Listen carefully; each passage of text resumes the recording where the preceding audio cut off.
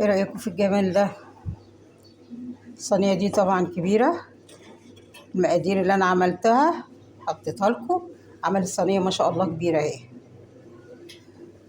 تعالوا بقى نشوف احنا عملنا المقادير ديت او عملنا الكيكة او عملنا الحلاوة دي ازاي. يلا بينا بقى ندخل الفيديو ونشوف الجمال ده. صباح الخير عليكم، ازيكم عاملين ايه؟ يا رب تكونوا كويسين. النهاردة طبعا هعمل صينية آه، ولا هي كيكة ولا هي بسبوسة. يعني نقول صينية حاجة حلوة قوي.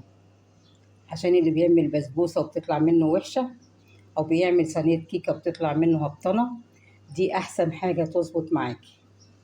مقاديرها كويسة، مقاديرها موجودة في البيت. تعالي بقى نقول إيه. هنبتدي الأول بكوباية وربع سكر، نحطهم في الحلة الصغيرة الجميلة دي. كوباية وربع سكر وكوباية ونص مية.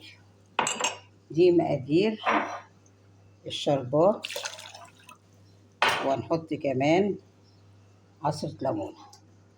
والفانيليا هنحطها لما الشربات يغلي 7 دقايق. انا مش عايزه شربات تقيل، انا عايزه شربات خفيف. اروح احطه على البوتاجاز وهنسيبه 7 دقايق. نقلبه تقليبه بسيطه كده، بس بلاش السكر يطلع على حروف الحله عشان ما يسكرش مننا. كده انا ولعت على الشربات.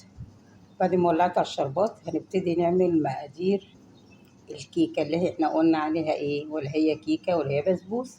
نقول عملنا صينية روان بس بسيطة، مقادير بسيطة، مقاديرها موجودة في البيت. يلا بينا. ادي الشربات بتاعي خلص، هطفي عليه. وتعالوا بقى نشوف مقاديرنا سوا. اللهم صل وسلم وبارك عليك يا حبيبي يا رسول الله. معايا 3 بيضات، يا ريت الحاجة تبقى من يعني بدرجة حرارة المطبخ. معايا 3 بيضات. معايا كيسين فانيليا، واحد هحطه على الشربات واحد هحطه على البيض. ومعايا كيس بيكنج باودر بحاله. معايا كوباية دقيق سمبوسك، دقيق بتاع البسبوسة سايب من عند العطار. معايا كوباية دقيق عادي. معايا كوباية الا ربع سكر. ومعايا نص زيت.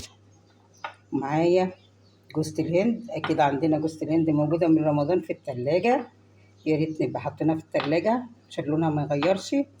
ومعايا كوباية لبن رايب، أو كوباية لبن حليب، أو زبادي على لبن رايب، أو زبادي على قصدي على لبن عادي اللي موجود عندك. ممكن تشتغلي بلبن، ويا سلام لو اللبن دافي يبقى هتطلع معاكي حلوة قوي قوي. بس أنا بصراحة قمت لقيت اللبن بتاعي اللي على البوتاجاز رايب، فقلت بقى استغله واعمل صينية روان. ماشي.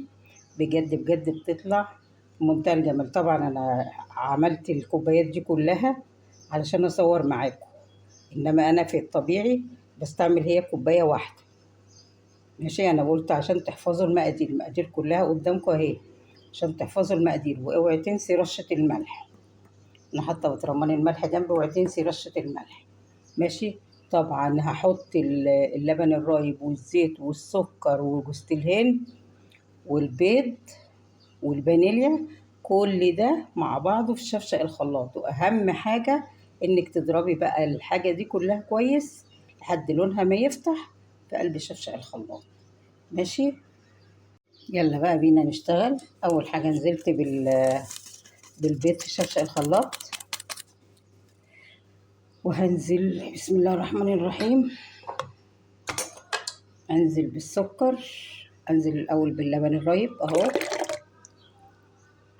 وانزل بالسكر واضربهم كويس جدا. وبعدين اجي احط ايه، الزيت. يلا بينا بقى ايه، نضرب دول ونيجي. كده ضربتهم اهو. هنزل بالزيت بسم الله الرحمن الرحيم. نزلت بالزيت كله، نغطي الشفشق ونضرب.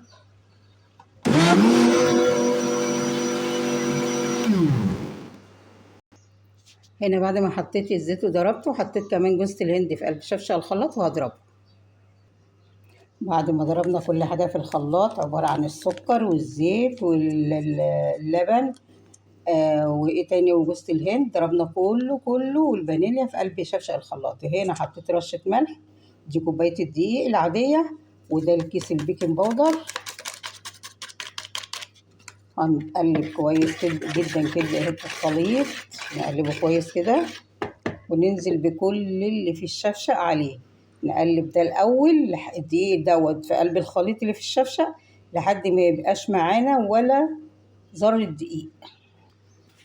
كده انا نزلت باللي كان في الشفشق كله، الخليط كله معايا. لسه دقيق البسبوسه اهو ما حطيتهوش، مش هحطه دلوقتي غير لما اقلب ده كله ما يبقاش عندي اي حاجه موجوده من الدقيق. نقلب كويس جدا في اتجاه واحد، ما يبقاش عندي ذره دقيق ولا عندي حته مكلكعه ولا اي حاجه، يبقى عندي حاجه. بصوا كده ما شاء الله كده.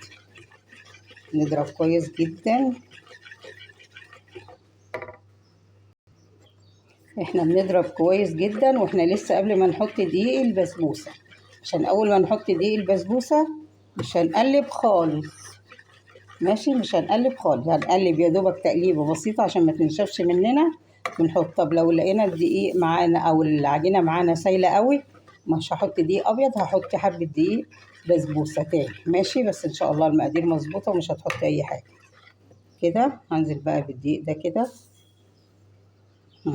بدقيق السمونيلا او دقيق البسبوسه، ونقلب بالراحه كده. كده طبعا قلبنا، وادي الدقيق ادي كده العجينه بتاعتي بتبقى كده اهي. محضره الصينيه بتاعتي والفرن مولعاه من اول ما ابتديت احط الحاجه في الخلاط. هنزل طبعا بالحاجه كده، الصينيه بتاعتي اهي. بسم الله الرحمن الرحيم. ننزل كده، بصوا العجينه عامله ازاي. طبعا هنزل بس كل اللي في البوله وارجع لكم. كده نزلتها اهي في الصينيه ما شاء الله. هي احطها بقى في الفرن ما تستوي ارجع لكم. سلام. طلعنا صينيه الكيكه زي ما انتم شايفينها كده. نسقيها بقى الشربات على طول اول ما تطلع، الشربات بارد وهي سخنه. يا جماله بقى.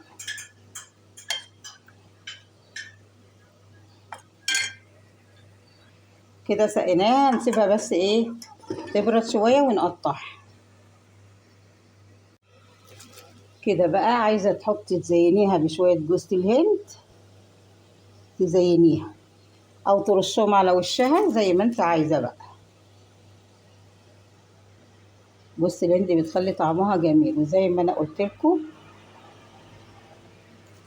بصوا الجمال. مقاديرها كلها من البيت. وادي الكيكه بتاعتي بعد ما بردت، شايفين الجمال؟ ايه رايكم؟ على فكره هي صينيه كبيره، بس ايه رايكم في الجمال ده؟ بصوا كده، بصوا كده الجمال، بصوا كده الجمال ما شاء الله، الله اكبر يعني. بصوا طعمها حلو قوي، جربوها واكتبوا لي في الكومنتات ايه عامله ايه معاكم. الف انا وشفا لنا وليكم، واسيبكم في امان الله وحفظه. يلا سلام.